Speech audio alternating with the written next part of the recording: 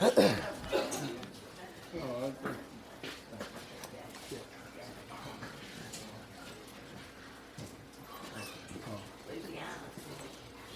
Jerry. I'm Nick. And I get to introduce the speaker tonight so he can come up and tell us how to do it. So when Joe called and told me that they had called him to share at this convention, we sat down and talked about it for a minute and decided that it was a good idea, that he had something to come up here and tell y'all. I've known him the whole time he's been in recovery, I guess for the past 28 years or so. And we stumbled upon each other in Mississippi a while back. I think we were all a lot younger and weighed a lot less and a lot of stuff back then.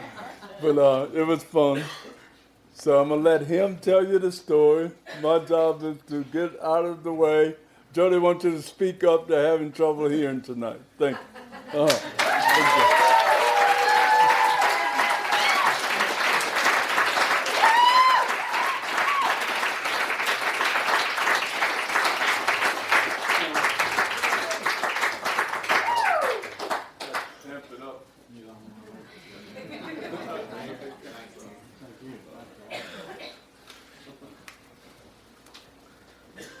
My name's Joe, and I'm an addict. As Jerry's the only one having a hard time hearing, and that's okay. Kind of hot in here, isn't it? Some of you others want to take something off. That's quite all right with me too.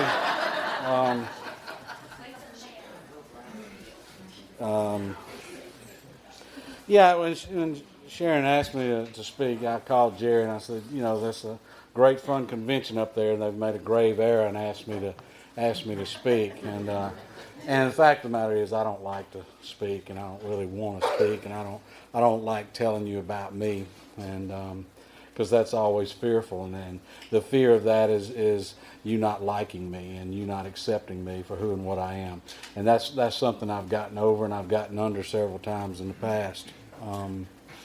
To start it off, nothing that's going to come out of my mouth is sanctioned by anybody but me. I am responsible for what I say. I'm not responsible for what you hear or what you understand or anything like that. It's just, I know that I got about 30 minutes to hold your attention, and everybody's ready to kind of get this wrapped up, and that's about all you're going to get for $1 out of me. My story, I feel like it's somewhat of an odd thing because I am somewhat of a weirdo in this deal. My story is that of a child addict. I don't know. I stumbled in the rooms at a particular time that things kind of looked different. I feel like I got here at the best possible time in the world. I was just really fortunate and really blessed when I got here, and to try to explain what it looked like when I got here is in the early 80s, we had the best music, and we still do.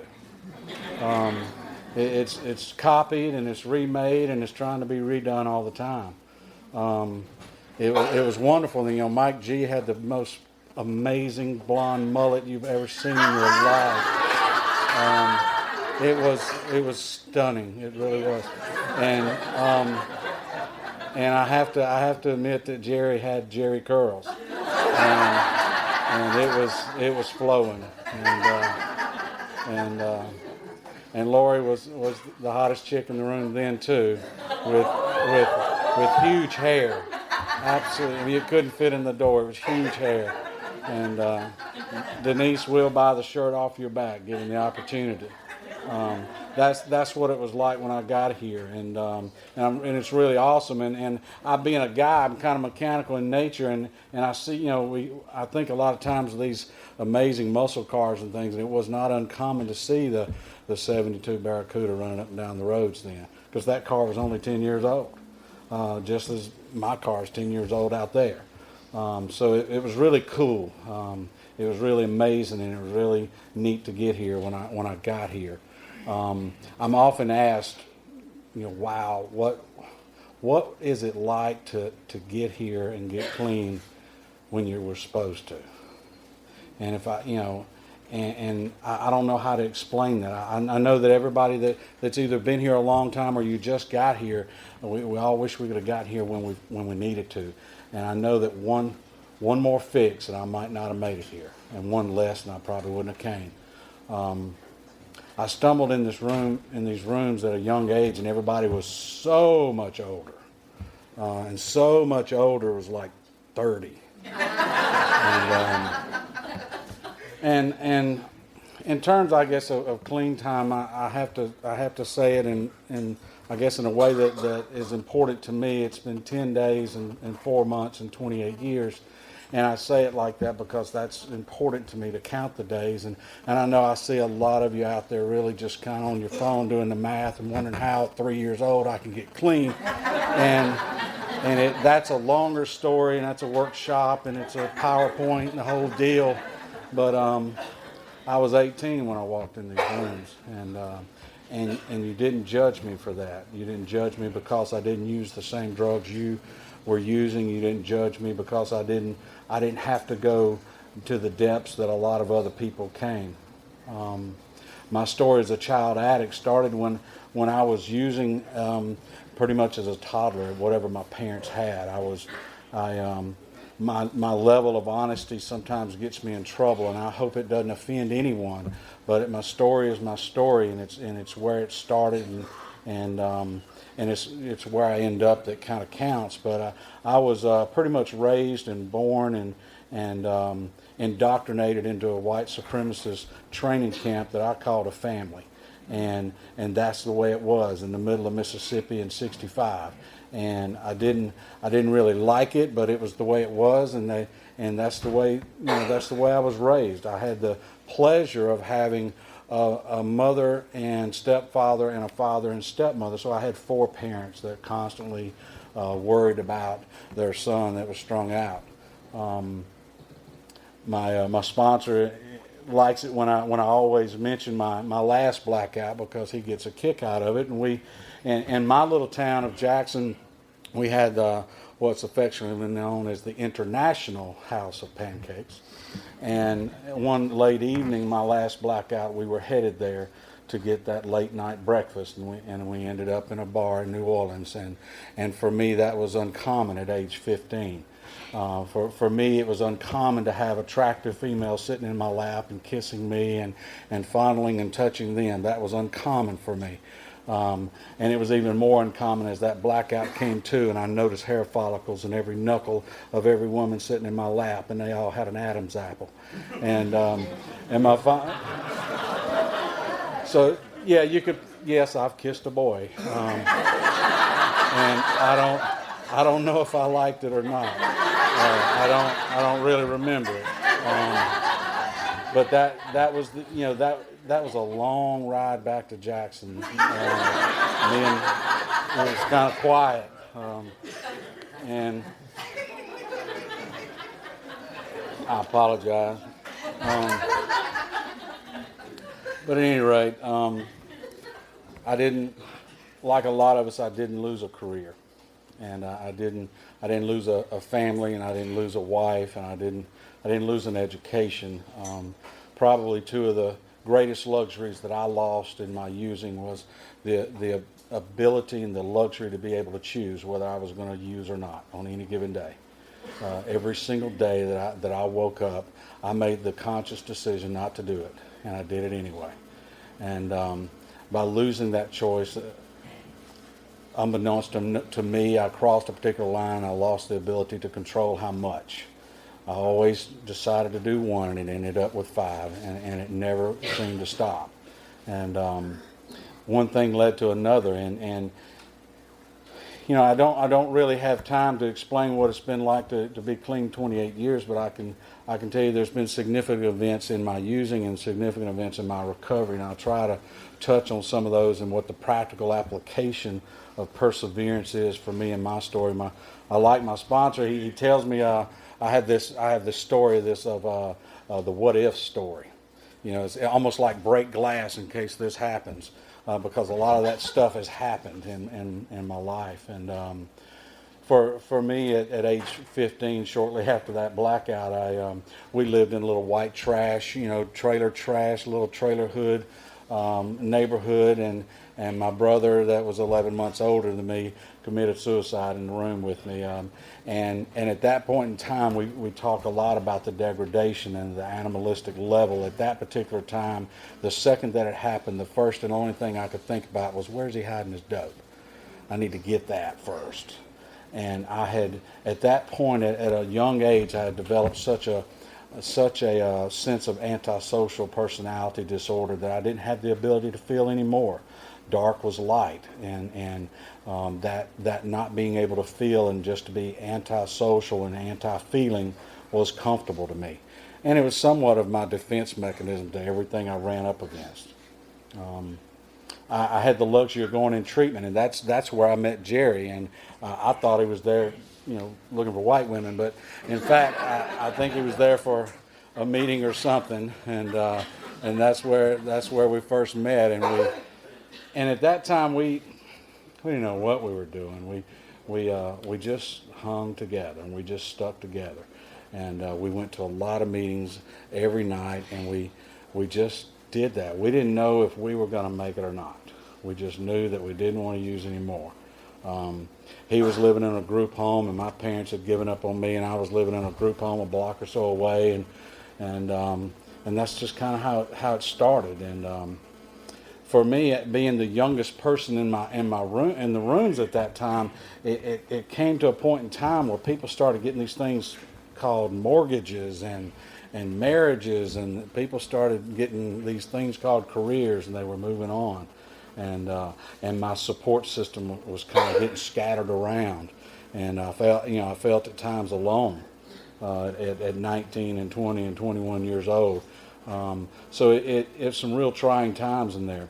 I'm the product of some really good sponsorship. I've had a lot of good sponsors, and I've had a couple of great sponsors. One of them that was with me a long time died of natural causes there in a nursing home in Clinton, where I was from, where I got clean. And this guy was just an awesome guy. Really taught me a lot, and he really stood beside me. And he really had a sense of honesty about him that he would tell me that's probably not the best decision you could make right now. And he would always stand beside me when I made the decision to do it anyway. I had the luxury of getting a GED in treatment. I don't know if any of y'all had the luxury of getting one of those, but that was a highlight of my career in treatment. As I walked out of there with a GED. I had, at that time, we had this thing called adolescent treatment. I was in an adolescent treatment center. Is anybody here for the? I don't want to embarrass anyone. Is this anybody's first year? Can you just raise your hand so I know? Because I need to know. I need to know. I like to hang around young people. It's great to see you. I don't know. I'm glad you're here. I don't know how you got here, if your sponsor made you come, or if you're in treatment or something like that, but I'm glad you're here. It's important that I hang around young people, and I hang around young people in recovery. It's important to me. They say you're the most important person here, and there's a lot of reasons for that. And I know from my experience that you're going to forget absolutely everything I say 10 minutes after this is over. But I hope that my hope and my prayer is that you hear something that causes you to feel something, because we know from my experience that I don't forget how I feel when I come to one of these. So I hope you feel something that causes you to just stick around just a little bit past the feelings of uncomfortableness and the feelings of wanting to give up on this thing. If you'll just stick around a little bit longer, it will change. So I'm really glad you're here. I love the banners, and I hope that you feel welcomed, because it's really important that you feel welcome. The convention committee has done a phenomenal job. They always do. I love coming to this convention because it reminds me of that grassroots. It reminds me of that the way it was when I got here, small and intimate, and I like that. I'm not, I don't feel as comfortable and I don't feel as intimate at a huge, large convention. I'm not one of your circuit celebrity speakers, and you probably figured that out already. Moving forward, my sponsor, further in my recovery, my sponsor that I had for a long time, when I approached him to ask him to work with me, first thing I did was lie to him, and I told him that I'm low maintenance, that I've worked some steps, really didn't have to work. I had a few years under my belt. Just wanted him to, kind of be on standby, just in case, I needed something. And he, I wasn't going to bog him down or anything like that. I'm going to be one of his easy ones, and it was just a formality that I got to have one because they tell us what happens if we don't. And he kind of knew where I was coming from with that, and he got me busy. And I'm really glad he did. And that relationship grew over the years, and we were together for a long time. And it was shortly after that I had these fantastic grand ideas of going to school, and he told me I could if I wanted to.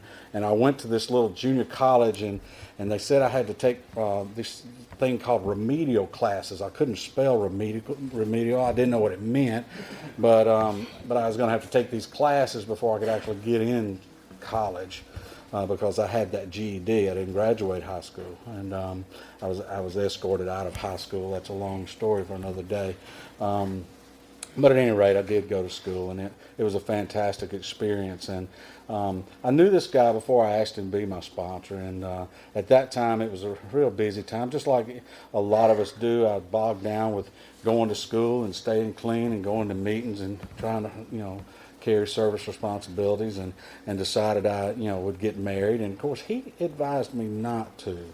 And I didn't think he really understood exactly how I felt, because but I'm real glad that years later he took the time out of his busy schedule to go to that divorce. But during that 9 years, it was kind of funny in that I went to marriage counseling, and this marriage counselor told me I needed a divorce, and I thought, wow, that's pretty bad when your marriage counselor tells you. Well, I need another marriage counselor is what I need. So I got another one, and this was a guy, and he said, this is not working. You really need to think about making some permanent decisions about the dissolution of this relationship. And I said, what? So I need a religious marriage counselor. They can't tell you to get divorced. And that guy told me I needed a divorce also. And so I have a hard time with surrendering and giving up and having claw marks down both sides of that. So at that time I was pretty busy in school, and I felt like a complete failure. My mother had been married 4 times, Dad had been married 4 times. I certainly didn't want to be anything like them, and here I am in recovery, several years under my belt, and I got a divorce. It was as if I was had the scarlet letter on my forehead, big loser, and I guess what made it even worse, at that time I had these delusions of grandeur of doing some things, but I had a BA in religion and a BS in psychology, and I should know better, and ended up getting a divorce, and I felt like a complete failure through that, and my sponsor told me that we do recover. And I don't know, I just, I bought that, and I said, okay, that's fine, we can recover, and we move forward. And I found love again, and he said, this is the one you need. And I was really excited about that. And we rocked on. I didn't know, my sponsor and I laugh and joke a lot of times, because I tell him, heck, I got here too early. I didn't get to do all that wild and crazy stuff that y'all talk about.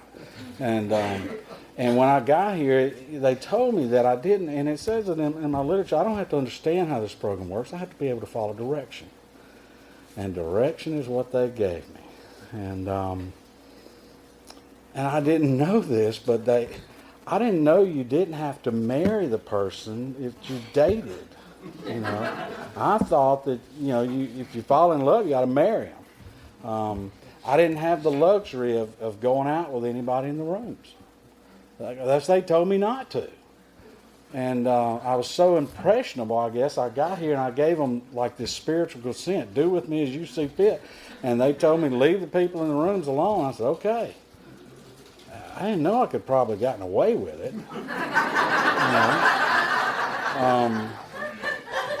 And I never kissed a girl in the rooms, And I thought, man, I wanted to. I begged them and I begged them. I pleaded. I had these little cards made up, please. And it never happened. It just never happened. So I guess, when giving them that spiritual consent, giving them permission to show me what to do, because I didn't know what to do. Found love again, and it just like a lot of us, we way over Mary, and so did I. And we wanted children, and it didn't take long, and we were pregnant, and that pregnancy was lost, and when that happened, I thought, maybe it wasn't God's will, and I processed it with my sponsor, and he said, it's going to be okay. These things happen. It's a miracle anyway. It's a crapshoot, and that was fine. And at that time, I'd had a graduate degree in counseling psychology, and I couldn't make sense of why God would do something like that to somebody that I felt like deserved children, that someone that was a great human being, to someone like me that felt like I could be a good dad. And then it happened again, and I got what I became jaded, and I became closed-minded, and I started getting angry, and I started to develop the one thing more than anything else that will defeat me. I got an attitude, and I got pissed, and I got mad at God, and I slowly started pushing myself back out of the rooms, and went into this self-destruct mode and decided I didn't want to do what I was doing for a living. I wanted to do something else, and the worst thing in the possible world that could have happened, looking back now, it probably wasn't, was I changed careers and I became successful at what I was doing. And I used that to feed my ego that I didn't need the rooms anyway, see? And we had another miscarriage. And I became more jaded, and I became more closed-minded, and I became more angry at God, because I had I had drank the Kool-Aid. I was all in. Every coffee cup in my cabinet had NA on it, and I was sick of hearing it, because my literature talks about the old boogaboos. My literature talks about we get to this point where we don't feel like it's paying off. That's where I was. It wasn't paying off, and I was tired.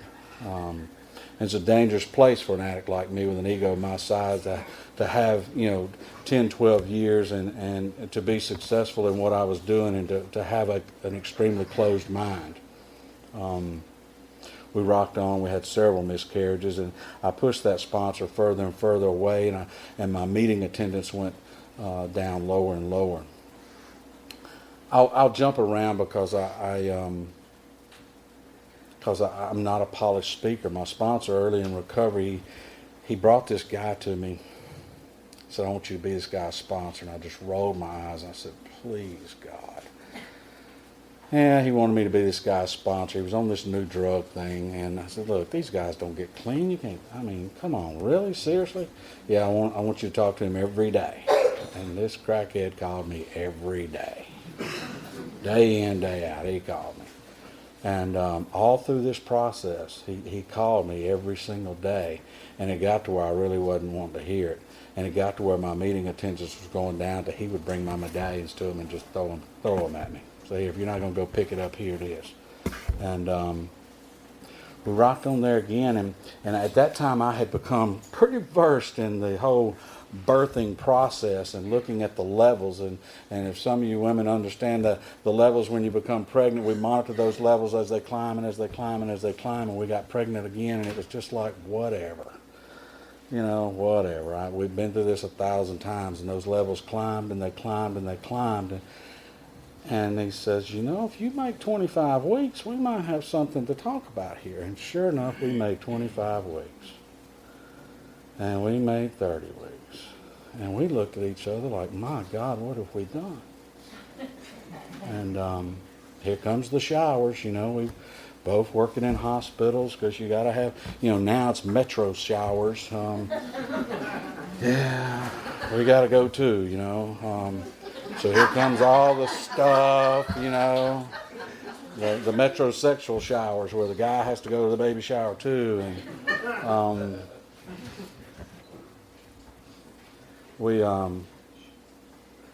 that baby lived about a day and a half. And my sponsor was there, and the nurses, and I handed that baby to my sponsor, and then we hugged each other, and he said, we do recover. And he looked over at my wife laying in bed and said, she recovers too. And if I could have pulled a Glock out and killed him right then, I would have. I just was so closed and so dark and so not interested in hearing any more of that. I was done, and walked out of that hospital, that room, and there was that damn crackhead on the outside of the door, giving me a hug, and I just didn't have it for him either.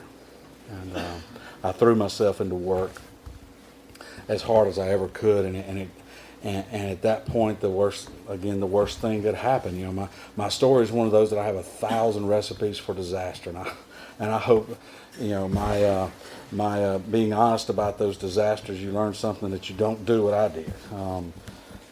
But I got successful in business, and I got what they call diverted from my primary purpose, and I allowed money, property, and prestige to completely divert me from what I was here for and what I was supposed to be doing and what was most important.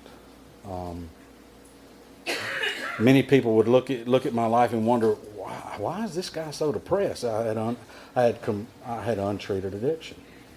I wasn't going to meetings. I wasn't using my sponsor. I wasn't putting pen to paper. I wasn't doing everything that I was taught to do when I got here. Of course I was suicidal and homicidal. Of course things wasn't going the way they were supposed to. I was supposed to know better, having all this experience and all this knowledge and education. I should have seen what was going on with me, but I didn't.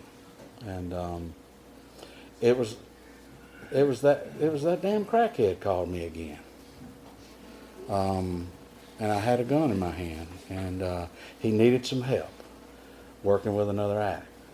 And it was at that time that I got back into the meeting, and we took this newcomer to a meeting, and I asked if this was your first year, because I wanted to see who you were.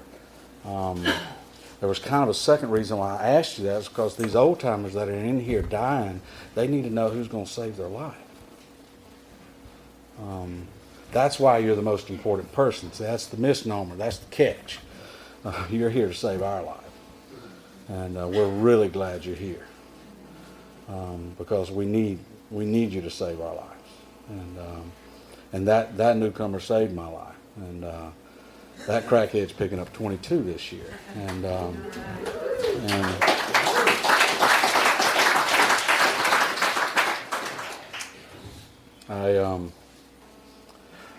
we all pick up these passions. We all pick up these hobbies that turn into my hobby turned into my passion, and my passion turned into my absolute obsession. And those of you that know me know that I have somewhat of a obsession with the outdoors and the hunting and fishing, and it turned into a career for me.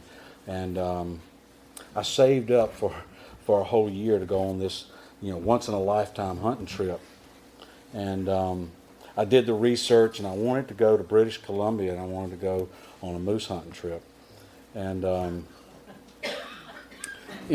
of the big 60-inch moose. And if any of y'all seen it, it's the only animal I get to have in my living room. So I saved up, and I decided to pick this outfitter, and I flew into Vancouver, and we picked up this little small plane out of Vancouver to Whitehall, White Deer, some of the little podunk little town, to the little lodge like this where it was going to be our last day of running water, and it was at this time where we had a nice dinner, and I got to meet my guide I was going to be with for 10 days, and he looked like some Duck Dynasty reject, and I said, that's the guy I want right there. He looks authentic. You know, he's from here, and that's who I want, is that guy. And we packed everything onto the float plane, and we took off and flew, 100 miles up and landed on this little puddle of water, and they dumped all of our gear out. And as the plane was taking off, the water was coming off the pontoons, and he did the little dip, and I thought, this is just perfect. This is what I wanted, an authentic moose hunt way up here in British Columbia. And just as that plane got out of sight, Bob said, "Hey, you smoke dope?" I said, "What?" I said, "Hell no." And he said, "Well, I do." Oh my God! And we're in this little pup tent, and we set this pup tent up, and I see Sean back there smiling. By the way, I had a fantastic fishing trip with Sean S. back there. If you're ever looking for a trout guy on this river, I had an awesome trip with Ed and Barry today. But Bob said, yeah, he does, and we put this pup tent up. It rained for 10 days. And he's a horrible moose guide, by the way. And when you pack for something like that, they weigh absolutely every ounce. And the only thing I had was this Just for Today book, and it was just soaking wet and swollen up. And I just read it every day, breathing through wet long johns and just talking. And it started to be somewhat like when I got here, that power of identification. And I just read that, I just read that book, that Just for Today book, over and over again, and he kept smoking his pot. And horrible moose guy, but anyway, didn't see a moose.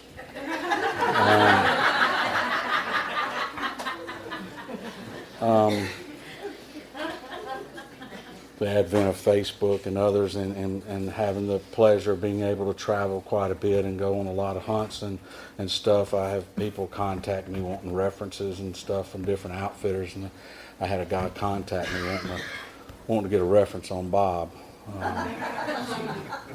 for a moose guide, and asked me would I call him, and I called him back, and he was from Minnesota somewhere, and he had my Just for Today book. He had gone on a hunt with Bob, and was strung out on prescription meds, and Bob read that Just for Today book to him over and over, and didn't see a moose either. And Bob picks up 16 this year.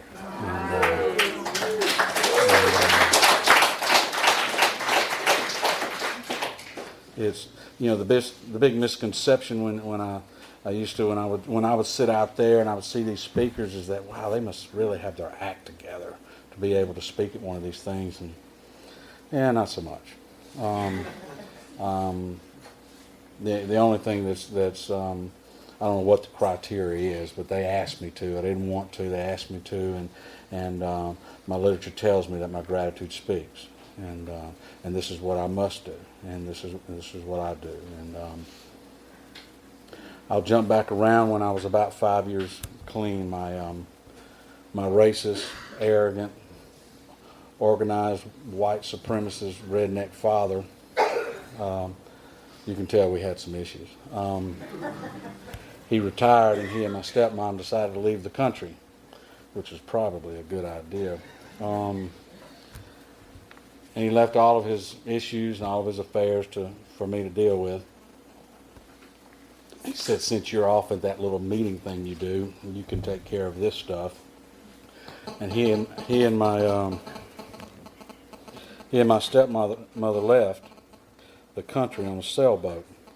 They circumnavigated the globe, and at that particular time we didn't have a whole lot of technology. We communicated with mail, and then it turned into Skype, and then it turned into email, and they got older and older, and they were gone 20 some odd years. And So I kind of like that, them being gone. I didn't like this guy anyway. And I was on my way to Mississippi Regional Convention in Hattiesburg, October the 28th. Hurricane Thomas, Thomas, came through and hit their sailboat. My stepmother was killed there in the boat. And my father, the boat, it has 3 masts. It broke 2 of them off, and the boat just kind of hovered there at 11 o'clock at night. And the Coast Guards who called me on my cell phone, I had a sponsee with me, and I just pulled over, and it was the Coast Guard off the island of St. Vincent that they had my father, and that the boat had been hit by the storm, and that they had dropped the basket down and picked him up and got him on this island there at St. Vincent, and that I needed to make arrangements. Oh, what kind of damn arrangements are you talking about? And they meant I needed to make arrangements for getting him back home. And before my eyes, it flashed. Do you mean to tell me I'm fixing to have a senior citizen living in my house? I'm not ready for that. My little life is working fine the way it is. So I had to, at that time I knew that my stepmom had suffered from some strokes, but intellectually she was just sharp as a tack. My dad wasn't so much that sharp. He had some cataracts going on. He had some dementia going on. So I had to charter a plane for him out of St. Vincent over to Trinidad, Tampango, off the port of Spain. And I got him on that plane. I got him to Trinidad, and that's where things went awry. And that's when I started calling Jerry, freaking out. I said, I got this guy. He's the worst guy in the world. He's got cataracts. He's blind. He's eat up with dementia. And I got him on a charter flight, and I got him over here, and I got him in the airport in Trinidad, and he decided he wanted to go smoke a cigarette, and he walks out of the airport, and he's gone 3 days, wandering the streets. And the U.S. consulate office is calling me, telling me that this is a dangerous country. If anyone contacts you, please call us first. Call the U.S. Embassy, and all this drama was going on, and I'm not about all that. I'm the off-site son. I'm son by last name only. I'm not that much of his son. And Jerry said something that caused me to feel those feelings again. When John Rayner said that we do recover and that she does too, he said, you're going to have to go get him. And I thought, where do you come up with that at? You've all heard his story, the story of the Purple Heart, and the story of the Silver Star, and the Vietnam War hero. And I thought this is a perfect time for me to convince this guy that we need to leave this scum of the earth to rot and die in a foreign country and let the vultures feed off of him, and no one will ever know. I thought, surely he's got one more left in him. Surely we can do this and never talk about it again. And so I'm on a flight to Tampango and Trinidad, and I find my father dazed and confused, and I get him on the fuselage, just get him in the plane, and we fly back, and I don't know what I'm going to do with him. I had this perfect little life that's working fantastic, and now I've got this 80-year-old guy who should have been left for dead, what I felt like. And I bring him back, and I take him to the hospital. And he knew his thinking wasn't quite right. He talked to me on the way. He said, "You're going to lock me up, aren't you?" I said, "No, Dad, that's not the kind of place we're going to. We're just going to the ER." And so that's not what this is about. You hadn't been to a doctor in 20 years. You've been on this sailboat sailing all around the world. And he lived 92 days after I got him to the ER. He didn't know he was sick with cancer, but he lived 92 days. And I just went there every day and took him donuts in the morning and visited with him because that's what I was told to do. I don't know. I don't know why. I was just told to do that. And it was important to me that I guess get to the other side is what my sponsor Jerry was telling me. We got to get to the other side of this. We got to walk it all the way through, and that's part of walking it all the way through. He died with dignity. He died with some class, and that was my part. I didn't come here to be a good son. I didn't come here to learn how to be a fantastic employee or friend or brother. I came here to get out of trouble. I came here to get the heat off. I came here thinking that, you know, once the smoke settles, I can maybe make another run at it. I've been here well over half my life, and all of these principles, all these characters have slowly developed over time, and it wasn't my plan, but that's what happened. There's a lot of common themes of some of my sponsors. John Rayner was similar to that, and when he said that, you know, we do recover. When I felt that closed-mindedness, it's the only thing that will defeat me. It is an attitude of indifference. And I have to. It's something I'm on the constant watch out for. I know that my attitude is the first thing. I was talking with I probably shouldn't say that. I've got lots of red light indicators. I know that when my disease is flaring up, and I mentioned the other day, I mentioned a while ago that a lot of us overmarry, and I did. My wife is one of those freaks of nature. She's not in the program, and that she, you know, graduated high school and didn't miss a single day and gets the special pen. You know, I got escorted out in the 9th grade, and she got the academic scholarship, and she got the accolades, and she has her master's and finishing up her PhD and teaches at these colleges and stuff, and there's some days when I absolutely think she's the stupidest person on the planet. 2010, she was voted as she was voted by the college that she works at as the alumni of the decade, and I thought, are they serious? Yeah. I know that's my disease talking when I get like that.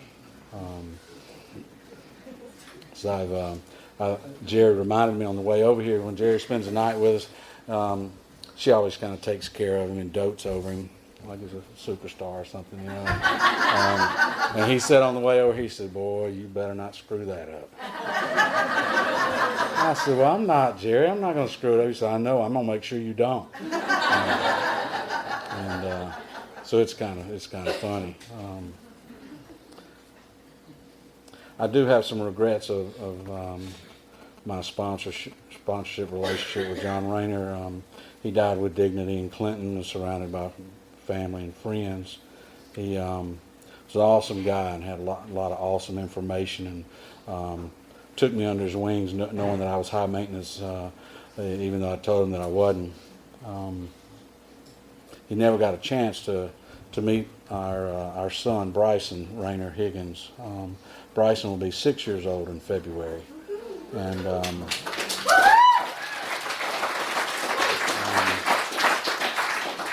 yeah, that's I know y'all see all this. Y'all probably call it gray. I choose to call it chrome.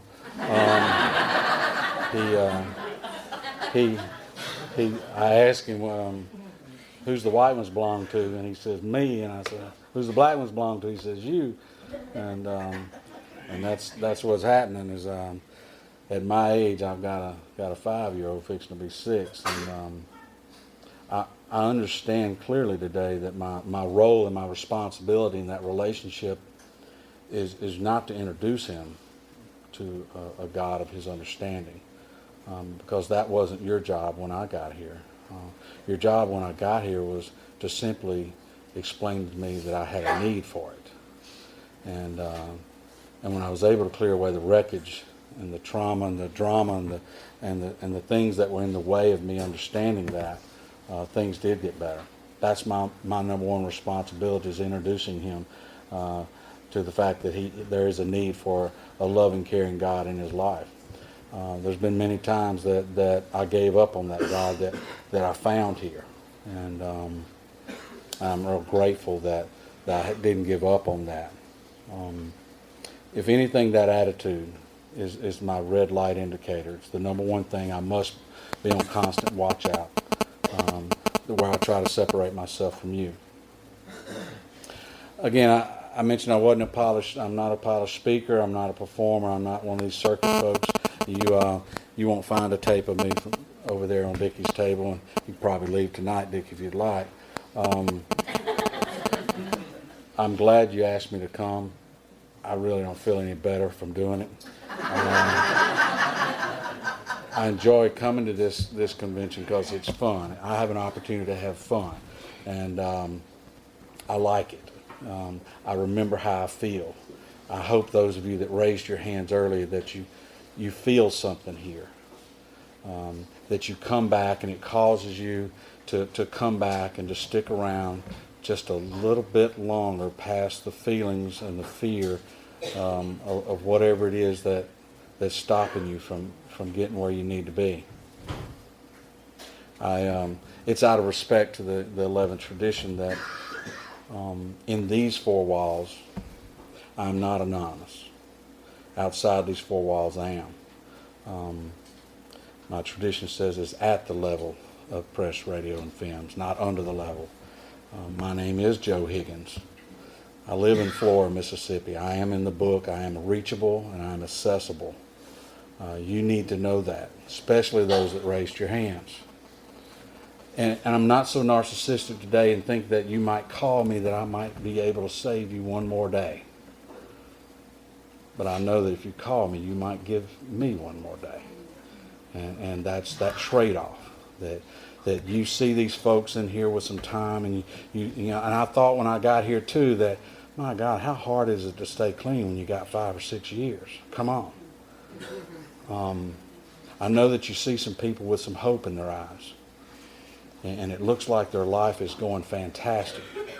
Well, what I see in your eyes is that gift of desperation, and that's something I lost a long time ago. I hadn't been desperate in a long time, and that's as a part of this program. I don't have the guts to go out there and get that desperation.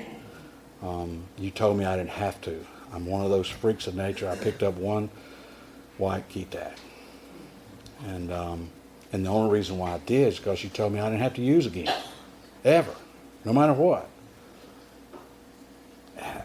Hell, I wish you had told me I'd lost 100 pounds and been blonde and 7 foot. You know, I'd have done that.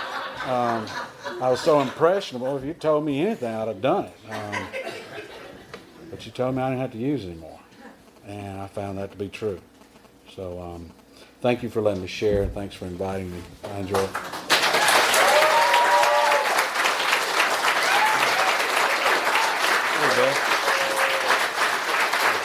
Thank you.